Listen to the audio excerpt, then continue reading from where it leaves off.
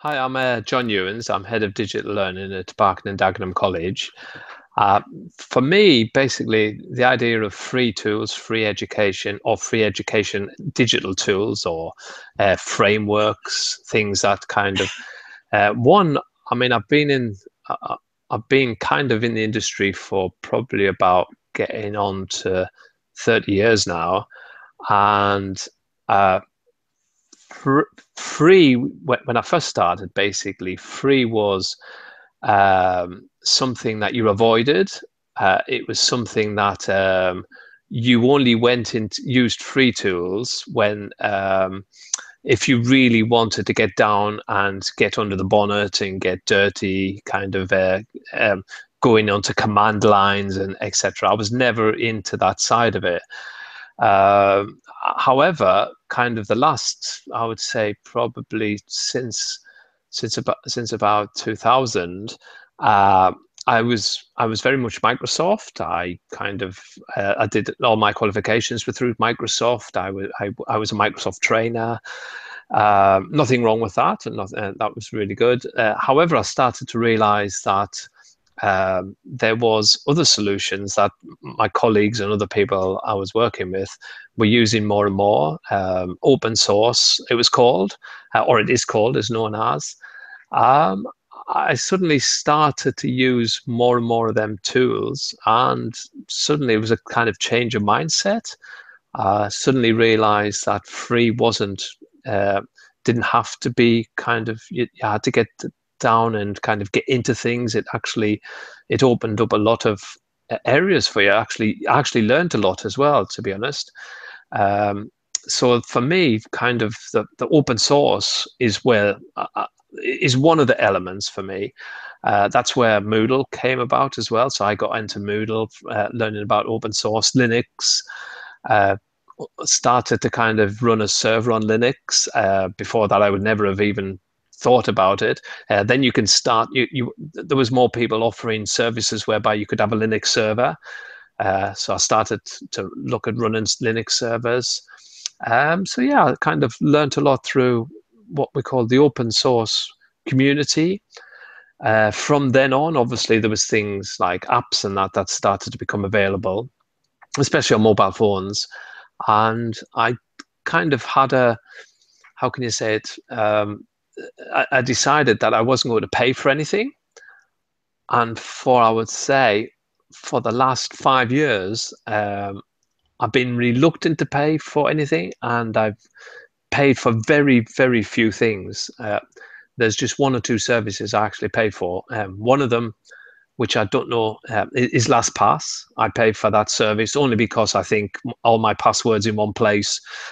I just want to make sure that uh, that I can phone someone up and get that service. But apart from that, very few services I actually pay for. Yeah, and my mobile phone kind of manage things through my phone. Um, the range of tools is phenomenal now that you can get. Uh, and when I say free as well, when I say free, you kind of, although you don't pay for them, some things obviously there's add-ons, as in you pay as you're using it. You pay as you go, as you add more things to it. Sometimes that's a useful idea because you can get into something you like it, and then you could add more to it. But a lot of the tools I still don't need to add anything for it. So to get into tools, for instance, Pixlr is one of the solutions I use. I use all the time, kind of daily. I There is add-ons to it, but I've not needed to use the add-on side of it. I've even actually been lazy and not even of the last maybe year, not even got involved in their community forums. I laugh, which is not right. So I should be paying more part if I'm using something. I used to like to kind of make sure I was giving something back, grading it, rating it, feeding back whenever things weren't working as should. I still do that, but I would also get involved in the forums, kind of new features, testing, etc. Because I thought that was my way of giving back. But I've been so busy the last last couple of years, I kind of things like Pixlr, I really feel a bit guilty about not getting as involved, but I really would like to. But yeah, tools like Pixlr are great. The kind of video, sorry, not video, image editing tool, very much same functionality on a basic level to one of the leading Adobe solutions. The beauty for me is I can access it on a Chromebook or on a device that's web enabled, um, and I can keep the files on my G Drive on Google Drive on Drive. So Drive is we have it free as well. So technically, I'm editing images, relatively decent size images, on a daily basis, and I've not come with any restrictions. It hasn't. It's done the job basically. So yeah, I think so. Basically, and the other thing as well, I've started to notice other people are using in our area, sorry, in our college, LDD, are actually using 3D software, actually developing in 3D. Tinkercad. Watching that being developed, I as a person, I'm not a big 3D is not my field. I kind of like to see it, like see other people using it, but it's not really my field. I much prefer kind of images and working with images. But yeah, watching them work using the tool, it's amazing. And I mean, that's free. The beauty as well is that they can take it with them. Students can then use that tool when they leave the college. They don't need to buy a jacked up laptop, and they can run it on a low scale laptop. It'll run on any browser really, and cost is kind of it's up to them if they want to pay the extras for the extras, but they can do as much with the free version. So for me, I feel that showing students that and working with staff with tools like this is that means students can transfer them. They can then continue to use them outside of the college.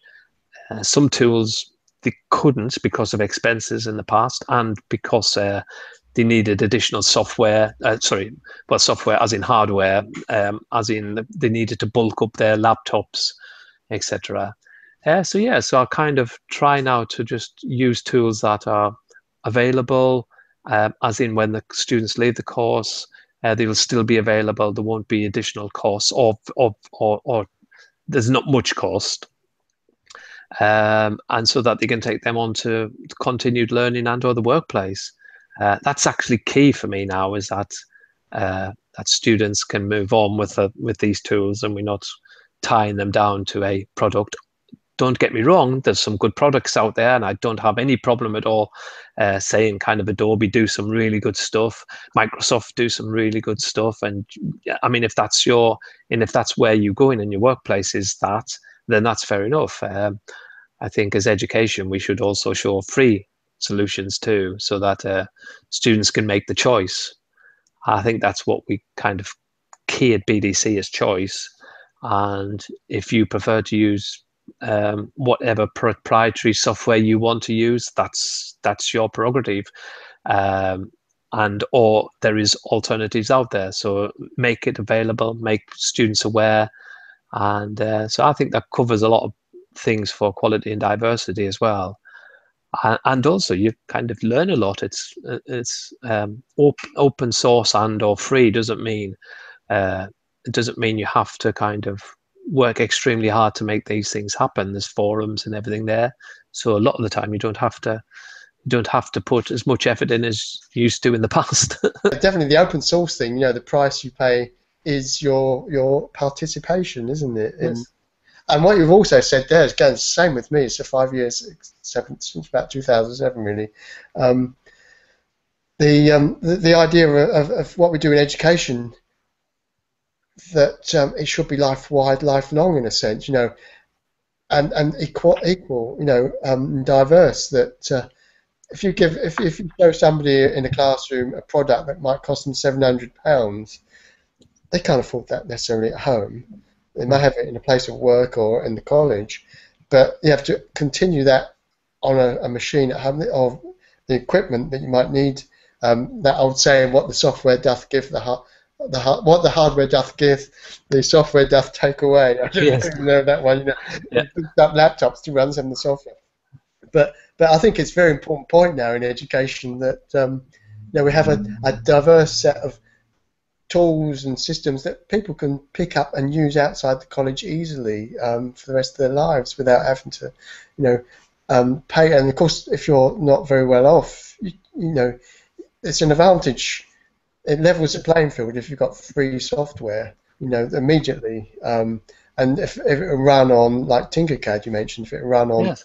really low end equipment, because you can get 3D modeling software that really does need, Oh, serious oh, yes. metal under it, doesn't it? Whereas you can use the cloud, not the free ones have got the cloud engines behind them, which help with that.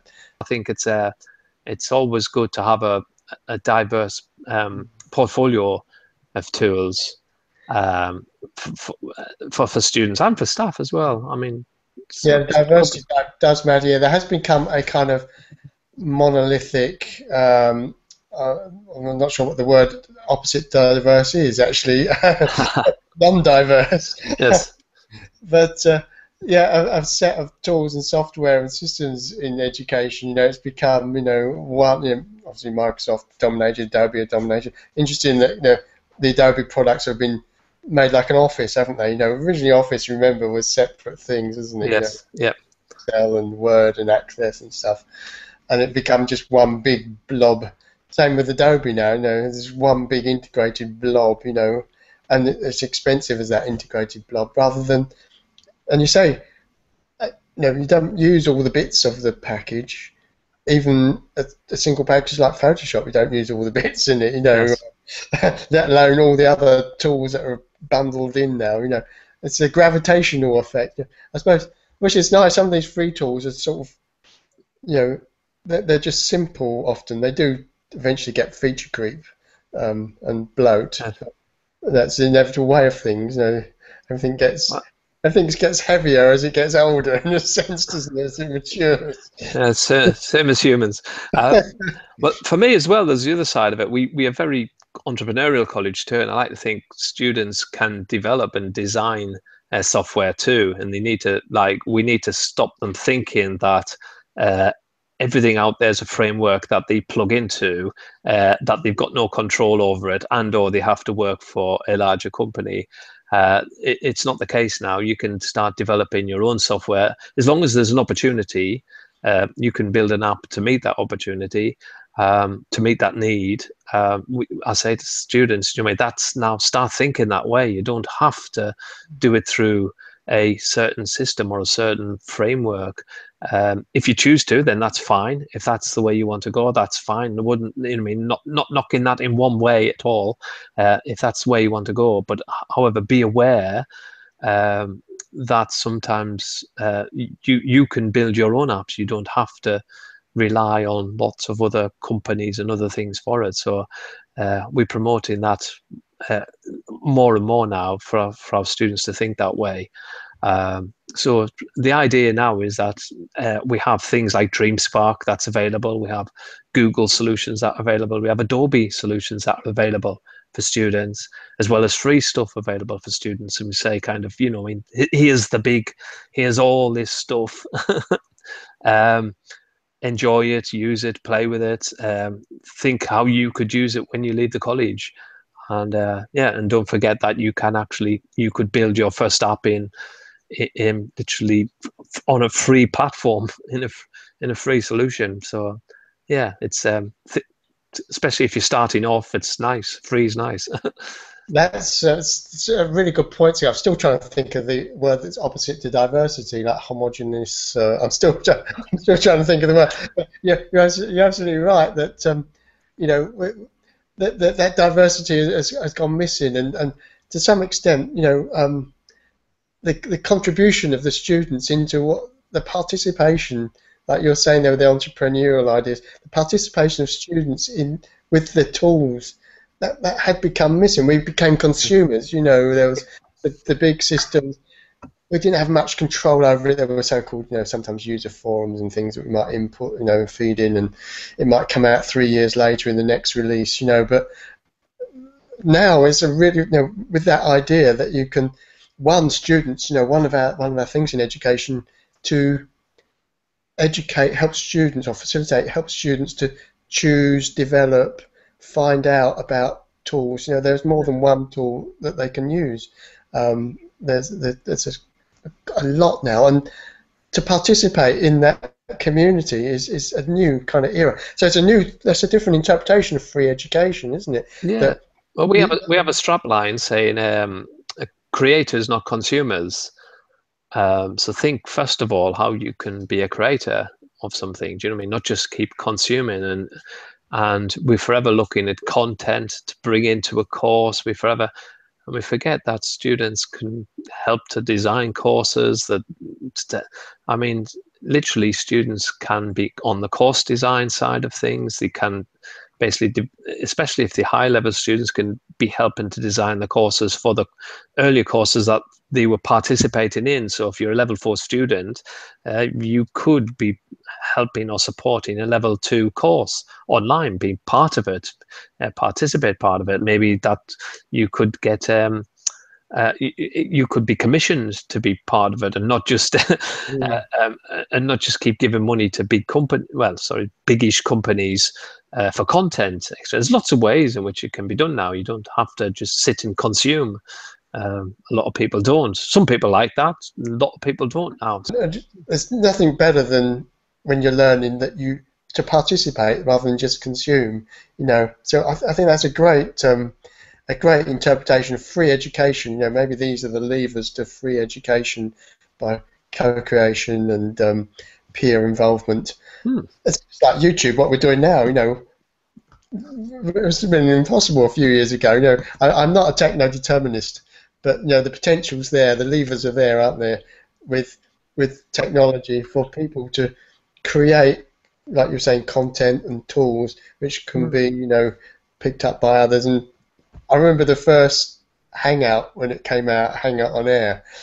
I don't know when it was done, about 3 years ago now, 4 years ago, I'm not sure, but I remember the first thing I said was "Citizens of Earth," because I thought this is incredible. Not that anybody else is watching it, but in theory, Yes. it's broadcast on the YouTube infrastructure, and the citizens of Earth could watch if they want. Well, I think it's a lot of them have got capacity for us to do this on their services. It's like a car. My car, or everybody's car, majority of people driving their car stands dormant for 96% of the time. But we still have to have a car, and 4% of the time it's being used. Same with servers; they still need the servers, etc. But a lot of it can be reused. The capacity can still be used without impacting on core services. I mean, I'm not sure that's how they do it, but I can see that's how capacity can be built in quite easily, really, into services. Yeah, in-house systems, I remember, had to design for peak load. Like you say, most of the time, it's just cruising on 10%. But there'd be certain times, especially beginning of the day when all the classes rock up, everybody downloading, something, high peak, and then it just go down. But you had to have that peak in. Well, if we had 3 servers, say, to manage that peak, then when we've got the downtime, we've got them twiddling their thumbs for the rest of the day, or during the time, or when other peaks are happening. And Google, etc., kind of, I mean, why not say then, well, use other things around them services as long as we keep the peak there. I think we could do that a bit more ourselves. That way of thinking. Yeah. Kind of. Do you know what I mean? It's kind of how you can build in kind of additional services, etc., and that around your capacity, like your technical, what I would call technically downtime. You've given me an idea, a strange idea about like you're talking about capacity, and in education, it has been a kind of homogenous, expert-led, teacher-led. But there's the capacity of all those students. You read the stuff about Sugata Mitra that's come out in the last few days. Really, they're really sort of cynical headline was something along the lines that education discovers that children can learn naturally, or something like that. So, so, and that's, we're rediscovering, that well, we don't know why we're rediscovering education, but education is discovering, the innate capabilities of young people to learn, and if they're freed up. If you've got a tutor, a professor, or whatever it is you want to call it, they've got X amount of time in which they can give. What's the best use of their time? Is it passing on theory, etc., or is it actually when somebody has a problem and problem solving and kind of working with? Do you mean what is the best use of the time? So, how are we using staff time, student time, the best at the moment, the way it currently is?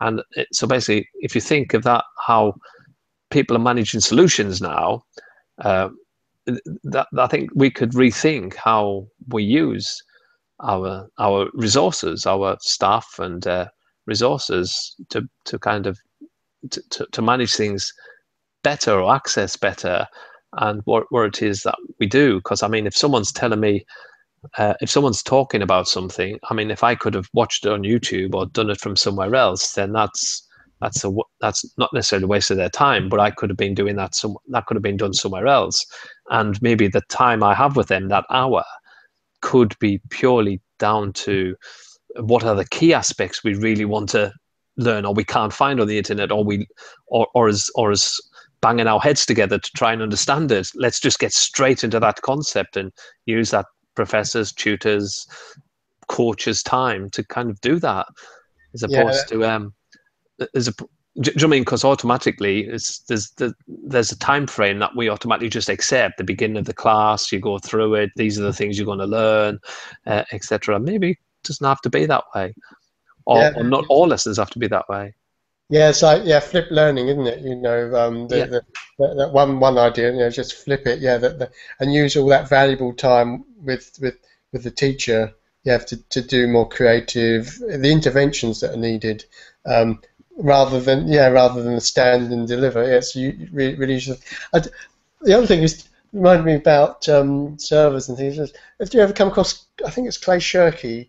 I'm sure it's him that wrote about cognitive surplus. He talked about the very thing that most of the time, just like a computer, we're just idling around.